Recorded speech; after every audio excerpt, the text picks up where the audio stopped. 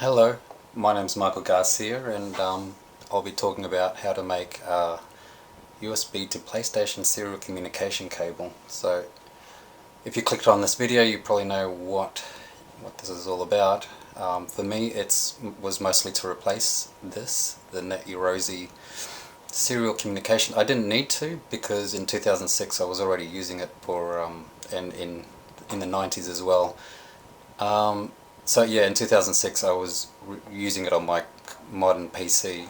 Thankfully it has a serial port which worked very well in DOSBox. But out of curiosity I wanted to see if it could work in USB. So I made this in 2018, this green one. I called this the old because it had a cache converter sticker on this. This is the new cable which I just made yesterday. And anyway, in this video I'll be showing both. But in the meantime, I'm gonna have a drink. Okay, so let's get on.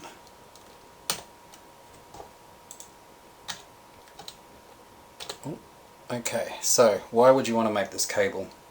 Basically, it's really easy to make. It's only 7 wires to solder, which is pretty easy. It's cheap in comparison to the Action Replay or Game Shark, because you'll need version 3, because anything older than a version 3, like a version 1 or version 2, to communicate to it requires a comms card. I've got one from back in the day, but it's an ISA card. I think they made them for PCI, but anyway, it's avoid. I think it's a lot faster, and I think you can do a lot more with it, but this is so much easier. Anyway, this is the main reason why I still use the Yaroze cable, and I'm using this one now. This is the advantage of using it is the remote debugger. It's basically a step debugger. Similar to the Linux, it's probably exactly the same as the Linux GDB. It's a pretty powerful debugger for what it is. You can set breaks, you can set variable changes. I've used it not often because it's a lot easier just emulating, but sometimes you can't step debug in an emulator, to my knowledge anyway. So when I get really stuck, I have used it a few handful of times, but anyway. That's a nice to have. It's also compatible with the PSX, the native PlayStation format, so not using the Yaroze library stuff. So that includes sending via PSX serial and QPSX serial. I haven't used this, but making this is compatible with both. It's just a matter of updating the USB side of the FTDI chip, I think. Anyway, we'll get to that. I don't know how long this video is going to be. I'm just having a drink of beer and just talking on a Sunday afternoon. So it could get a bit ranty, but most of it will be up front. So, and later I'll talk through the video of when I did the second one. So, and also nothing beats testing on real hardware. That's true. Testing on hardware is a pain in the ass, but it has to be done. If you're not testing on hardware, you're depending on the emulators, and the emulators are great, but there's always things that can go wrong testing on emulators, and then testing on hardware, it's not the same. It doesn't perform, or it crashes. There's a lot of things that can go wrong when developing on just emulators. In fact, I'm doing this video mostly for a friend who's helping me out with the Yaroze site, who creates the huge Yaroze ISO images. Yeah, so hopefully it'll encourage him to make one. So next slide. Yes, do at your own risk. I'm not an electrical engineer. My soldering is horrible, to say the least, but I mean, that's how you get better, is by doing more. I wouldn't say this is probably a novice project, but it's not that hard either. But you'll see. Okay, so Dan Hands 42 is the man. So this was written in 2013. Like I said, I had the Yaroze cable, so I didn't really need this. But I was more curious. Don't contact me asking me if I can make one. I can't. I really can't. Yeah, but he does, and for what he's charging, I don't know. I mean, this is 2013. Maybe the prices are different now, but I mean, yeah, it's worth the money if you plan on developing for PlayStation, and I recommend it. It's really retro. It's fixed point maths, which is always interesting. But apart from that, it's fairly modern. Sending GPU packets is, yeah, fairly modern, and the audio is fairly modern as well. So if you're not planning on using for the Net Yaroze, you can use this is what you can use on it: the PSX serial, the QPSX serial. PSX card link is, I think, something that you can access memory cards directly from using a computer to the PlayStation. The BIOS dumper, I assume it's just ROM dumper. I'm not familiar with it. So yeah, only 7 wires to solder. I'll be going through. I've always used the same board, but we'll get to that. So this is psxdev.net. So Dan 42 wrote out like a quick little tutorial, which is great. I mean, I didn't think I'd be able to do it, but all you need is the PlayStation comlink cable. Sorry, it's not a comlink. Yeah, I think it is called a comlink cable. Yeah. What else? Yep, the FTDI module. It has to be FTDI.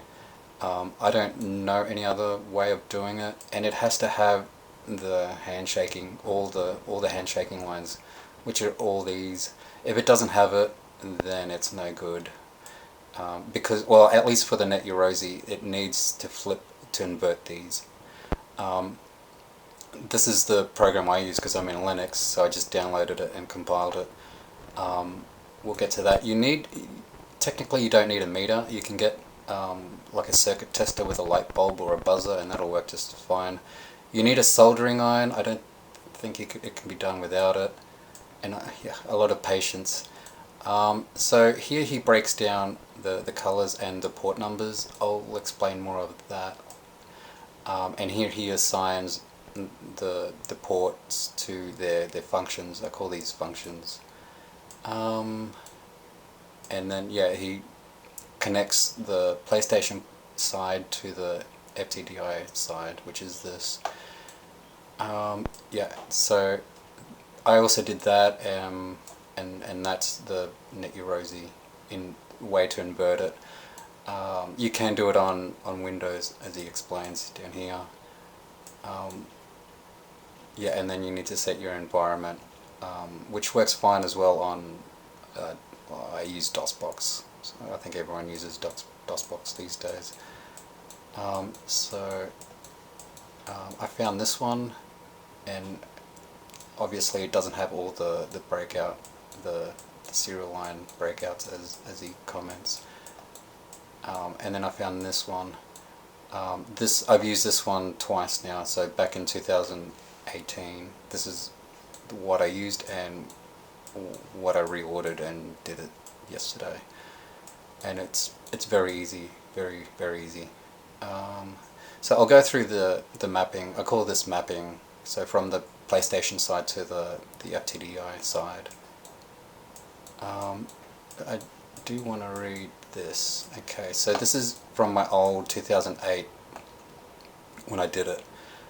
So first I cut the cable in 2 equal pieces. I don't bother testing them before cutting.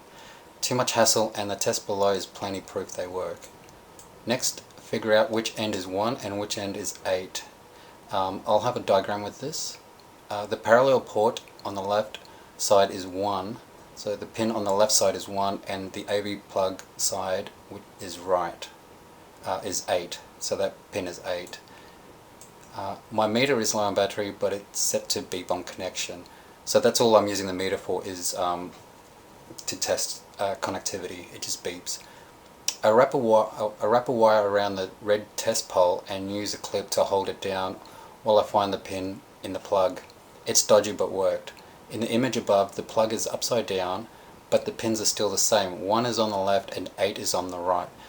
I do this on the video, and I'll talk through it there. I tested the pins this way, it's easier.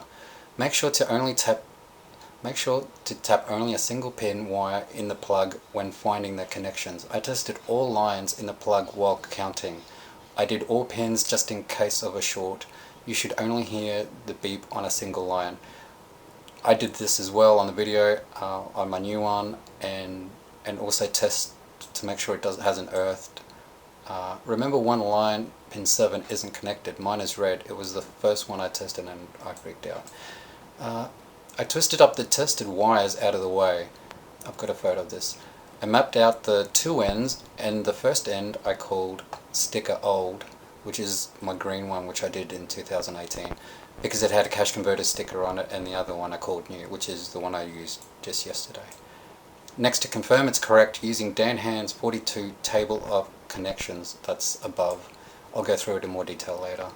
Using the left side, I wrote the function. So this is on a pad. I recommend doing it just to make sure you're doing it right, because if you wire up the wrong cable, it's not good. And these boards aren't cheap. I think it was like 30 something Australian dollars, so yeah. Using the left side, I wrote the function, meaning what that line does. I first cable on the left, RTS, and followed the color green to the right and wrote CTS. So the colors don't represent anything except it's a lot easier to visually see when you're doing it. So I recommend writing the colors for yourself. But when you see my diagrams, don't read into the colors, because obviously you're not wiring them. But when you're wiring it, use the colors, if that makes sense. Actually, when you cut it, one end will have completely different wiring to the other, because the serial cable swaps them, I think. I'm not exactly 100% sure on where, but yeah, they're swapped somewhere. So one end won't have the same colors as the other. I mean, they're all probably the same, but it'll have different features. It'll a different function. It'll be in a different position, is what I'm trying to say. So yes, the other thing as well, which I kind of missed, was the stupid question. By reverting the inverting, so the net Yaroze uses the inverting. So if you don't apply it, is it compatible with the PSX serial? And he does reply, yes, here. You're only inverting the handshaking lines, which PSX serial doesn't use, so it works with both. So if you don't apply the net Yaroze inverting, you can use it for the non-net Yaroze. So the parallel port is here, the AV port is here. This is 1 and all up to 8. Number 7 is empty or not used. I'm not 100% sure, but that's the back of the PlayStation, and that's pretty simple. So number 1. So yeah, what he's saying here is first, using a multimeter, write down the colors and the port numbers, and then just add the function. So the functions here won't change. 1 will always be RTS, but your color may change, and so on. And then what you do is you map 1 to the FTDI. So this is on the board. I'll show you here. So here, again, the colors are only helpful when you're soldering it, so you can visually see that you're connecting to the right colors. The port numbers here is what's most important. So yeah, 1 to 8, and there's 9 holes here. So that's what I do on my video. I just count down. So here So it's just the same image flipped around. So here you can see one goes to CTS. This is like a visual representation of that table that Dan Hands has. 2 is ground. I put it here because ground here is a bit crowded. And then number 3, number 4. So usually I do this pre-soldering. So in my video you can see me, yeah, you can see it pre-soldered and then soldering. So this is in 2018. This is what I meant by getting a clip and just holding the tester on a wire, and then with the 2 hands just testing the pins in the serial cable. So this is what I meant by upside down. So this is pin 1. Whether it's the right way here, it's still pin 1. So that's what I meant. It's just easier to get the tester needle thing, whatever it's called, yeah, just to get it in there. It's easier.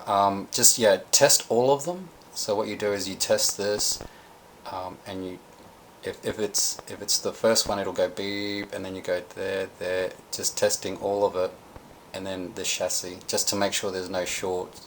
And then you write down,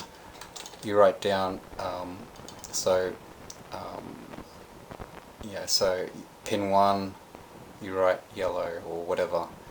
It looks like, I don't know what, oh, I must have just gone, yeah, so because I pinned down a cable, so I'm only testing 1, so I'm trying to find the color, what pin represents to the color. So that's what I'm doing. So the first one I did was yellow. I pinned it, and then I just went through all the pins trying to find yellow, so like that, or a short. So it's important to check for shorts as well.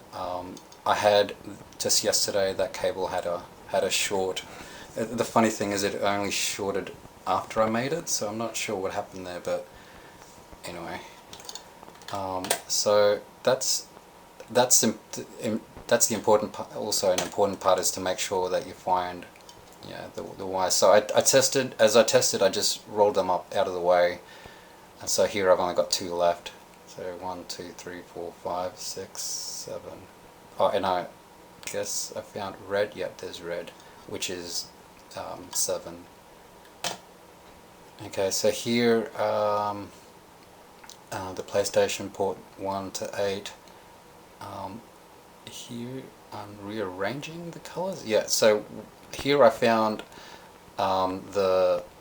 so I was testing the colors to find the port, and here I just rearrange it in port order. So from 1 to 8 I can see the colors. Like I said, the colors here aren't important, because like I said, even on the other end, the colors are wrong. Actually, if you're gonna do it, give yourself a bit more room here with the wires. The cables should be a bit longer, and that's way too long. You don't need that much. You'll see it when I do it. Okay, so here I've mapped the old cable and the new cable. So it's the same cable, just different ends. The old had that kind of grotty sticker look to it. The new looks like a new cable. So yeah, so one is green, and here one was grey. You don't have to do it. I don't know why I did it, but anyway, this is what I was working with in 2018. So it's not going to be pretty.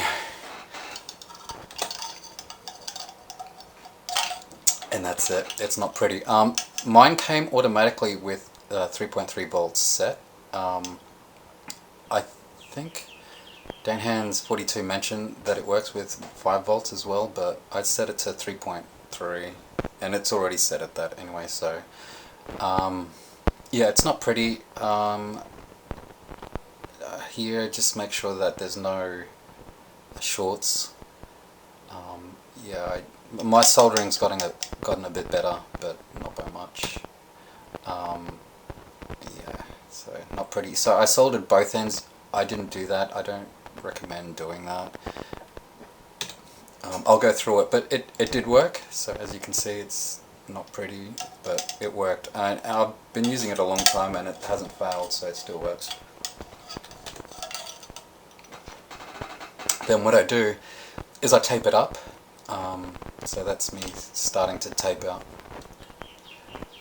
I was super paranoid that ain't coming out, but it's not a really good connection. You're meant to heat up the wire, and I didn't do that because I had a shitty soldering iron. But yep, that's me taping it up again, and that's the finished thing. I just keep taping until it feels solid, I guess. Because the solders are so huge, when you squish it, you don't want to feel the solder. So it's got a bit of tape on it. But yeah, it works fine. I don't recommend removing the USB micro cable out. I just leave it. Okay, so this is the Yaroze side of the firmware. So it needs to be inverted. This is on Linux. This is to install Synaptics, I think it's called, to install the supporting drive libraries for it. So it needs this library. When you install this library, it includes a bunch of other development USB dev libraries. So and then you download. I'll put a link in the description. You need this program. Dan links to it as well on his blog post. So you download it. It's a simple C with a makefile. You just compile it, and you get this program. So you plug in the USB cable into the breakout board, and you run this, and it basically gives you so all the inverted not set. So with the Yaroze you want it set. So how you do that is you give this command, which Dan explains as well. So you're telling it to invert, and it dumps it. Okay, and then once you've done that, you unplug it, and then plug it back in, and you test it, and you should get the exact same. So that's how you test it, just dash dump. Okay, so this is the new cable that I'm working on. I've bought new tools since then, but it's pretty much the same process. That's how it came in the bag. That's what it is. FT232R to break out. So basically it breaks out all the serial connections, and it has some functionality regarding the inverting of signals. This is the other end, so this is the new end. It looks a lot cleaner. Yeah, make sure it's a data micro USB cable, because they make cables now that are not data. It's just power, as in to charge.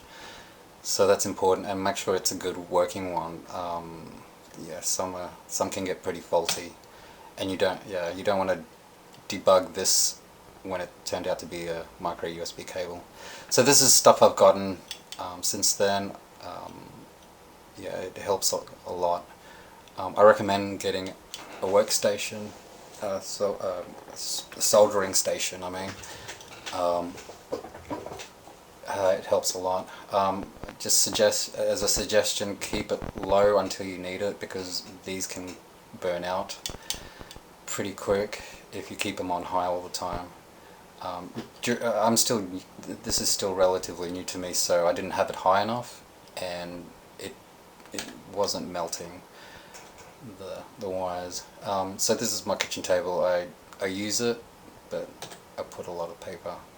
This is the same multimeter that I used. It still works.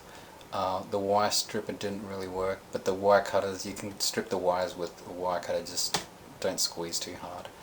So this is the end product, I guess, of what I did yesterday. In the video I go through how I did this, and you can see it's pretty much exactly how I did it in 2018. So it's video time. Okay, so this is me just stripping back the cable. The video gets better. This is, yeah, it's pretty bad. I did this not realizing that there's only 7 cables there, but not including the earth cable. I must have counted the earth cable. Dumb. Anyway, I'm missing the brown cable. So that's, yeah, and the wire cutter, the wires are it's too small. This is a cheap wire cutter, so maybe with a good wire cutter it'd be able to strip it just fine. So that wasn't helpful. So this, with the wire cutters you can cut them, just be careful not to actually cut the wires. You can use like a cigarette lighter, or even the side of a soldering iron as well will melt it, and you just kind of strip it that way. Let's see if I cut this one. I did cut one and I had to, well, obviously I needed to start again because I still don't have brown. So let's get to that. Yeah, so missing brown. So I started testing, and then I started writing, and I realized, oh wait, I'm missing brown. But this is how I test. The next video kind of is a lot better quality. So I cut it back. There's the brown.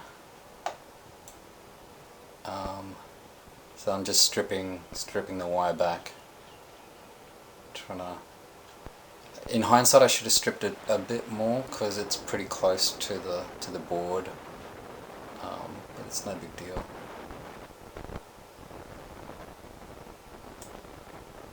So okay, so now I'm set. So what I'm doing different this time around is I've got a few little gizmos. This is I forget what it's called. It's like a clamp, a wire little clip, a wire clip, I guess. I kind of broke it, but I just use it to hold things. So what I'm writing here, parallel port. This is the back of the PlayStation. This is the AV. This is 1 to 8. So SIO is serial IO. So here I'm writing 1 and then an 8. So when you turn it upside down, you can kind of see that. Do I turn it upside down? Anyway, yeah. So it's the 1 pin always stays 1. So now I'm turning this to connection mode. So that's the clip. So I'm clipping it on the yellow wire. It's a lot easier this way than what I was doing in 2018 with a clamp.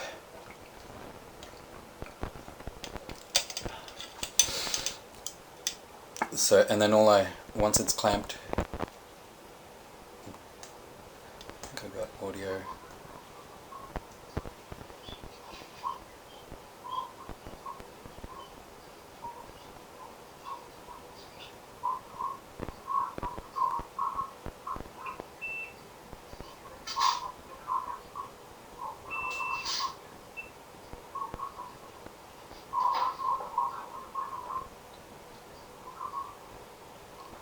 So yeah, it just beeps, and that's all I'm doing, is just testing individual pins and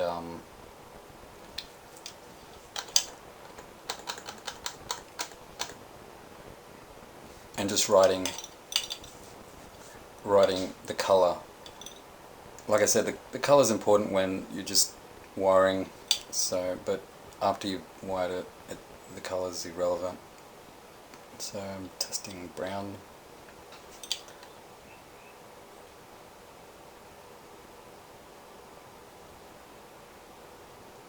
So you can see the meter kind of.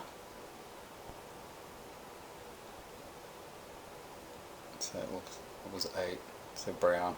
So basically, you just do that for the whole 8 cables. Yeah. So.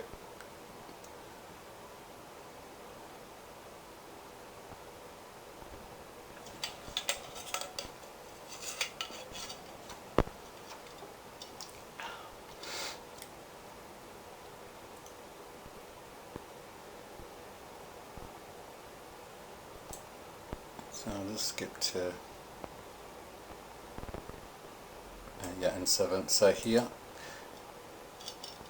so once I'm finished, I recommend you do this as well, just to make sure you kind of know what you're doing. So this will always be the same,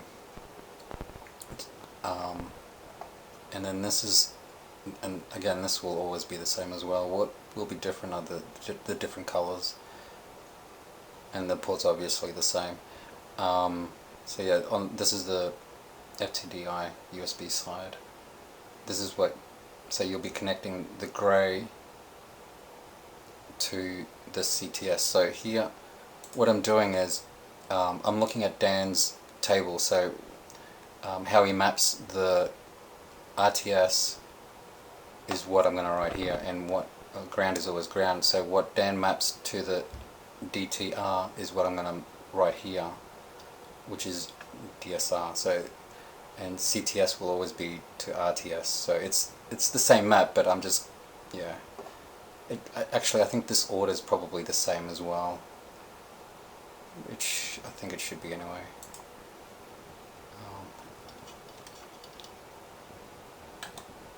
So, just a bit of flux. This is how I flux it. So you can see my cables. My cables should be a bit longer, just a bit longer. Maybe another thumbnail. So now I'm tinting it. You want to tint them as a novice. So my soldering iron wasn't hot enough. I should have just cranked it up a bit longer, on high for a bit longer. But anyway, yeah, you want to tint them as a novice, because that's where you'll get your strength from, really. Yeah. So, but once they're tinted, I didn't record after I tinted them. You kind of want to get rid of all that excess solder on them, because it won't fit through the holes. So yeah, all that entails is just wiping it with the hot iron just to remove the excess. There'll still be, the tint will still be on it. So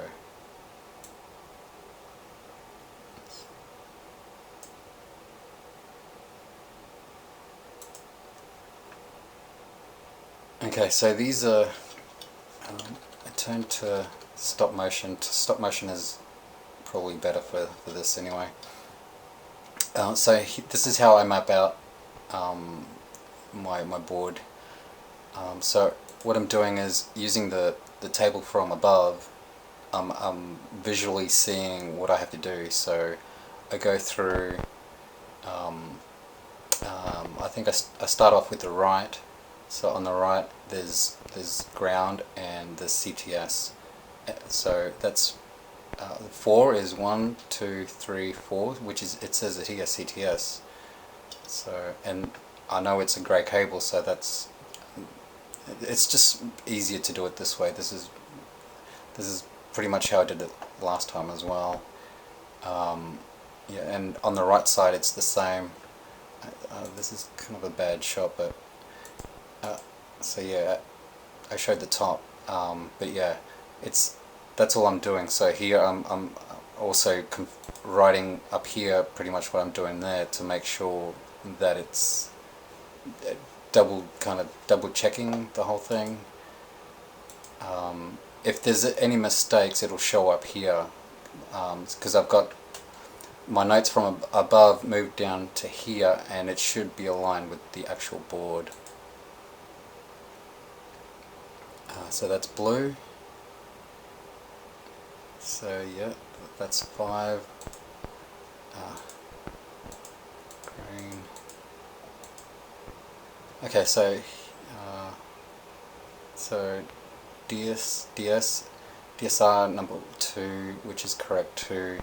So the RXD 5, 1, 2, 3, 4, 5, which is correct. RTS 7, 1, 2, 3, 4, 5, 6, 7 RTS, which is correct.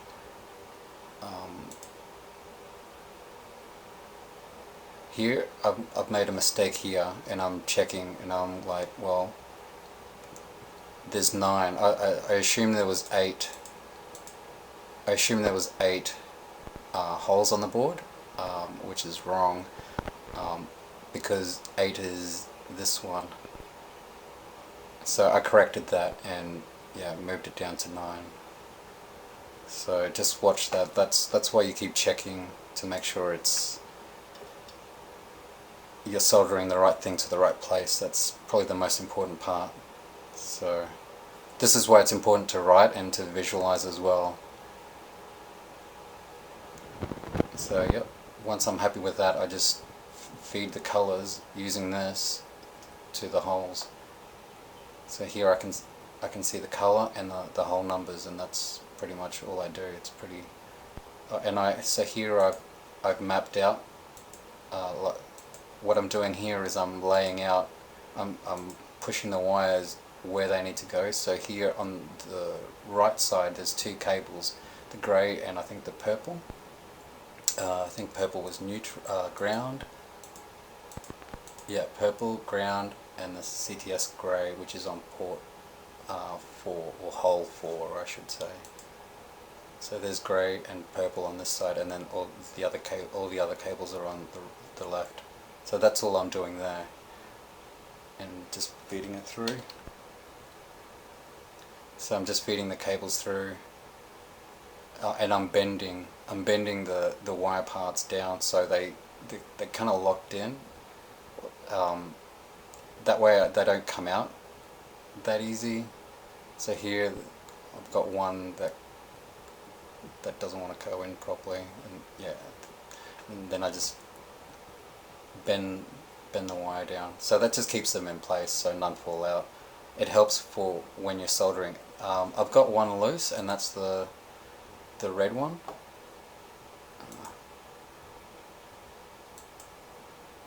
So yeah, the red one is the null one, which isn't used.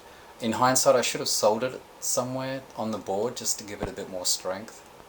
And you can see there's not much room here. So in theory, I would have liked to have a bit more room so all this isn't literally on top of that chip, but it doesn't really matter as long as it's well insulated. Yeah, so yeah, you can see the loose wire. So here it's under the magnifying glass. So I couldn't see what I was doing most of the time because the camera was in the way. The camera's actually looking down on the magnifying glass. See here, the iron's not hot enough, so it's not melting. In hindsight, I should have just put it all the way. But anyway, I've just burnt through so many of these things. I didn't want to burn out another one, so I'm trying to. Anyway, so yeah, it's not melting, so I'm just melting the solder. I'm kind of cheating, but I'm relying on the wires actually having enough tint that that tinted solder is what is actually holding it in place. And at the end, you always check. You give it a little pull on each wire, and it holds it. And if it comes out, it comes out, and then you just redo it. It's no big deal, but you don't want a loose wire in there. So I can't really see much. So yeah, so I'm just straightening the wire, giving it a bit of flux at the end of that. You don't really need flux, I don't think. These are pre-fluxed. I think they've got flux in the solder. Yeah.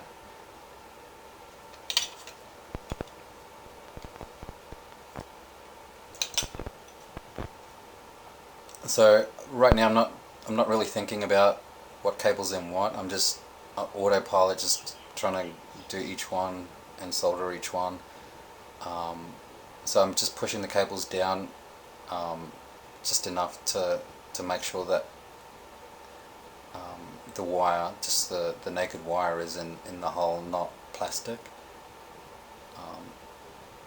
So that's all I'm doing. At the end I'll clip all the messy bits.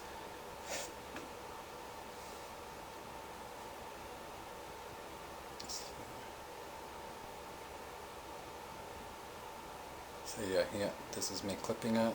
It's pretty simple stuff. And I clipped the last one, and I just pushed the plastic through over. I should have, yeah, soldered it. So here I'm testing all of them to to make sure that there's no shorts. And here I'm doing a little pull test to make sure that each cable is in properly, and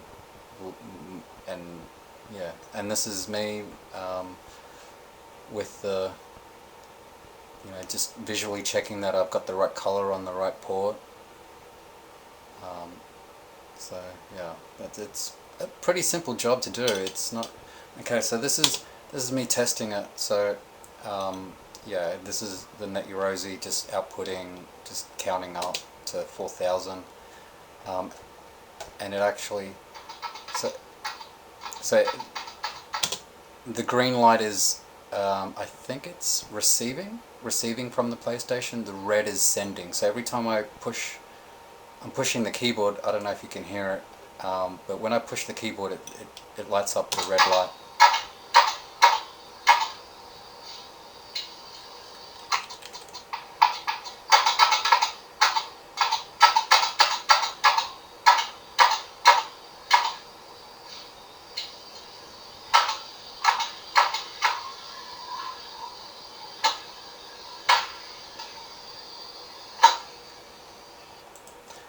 And that's it.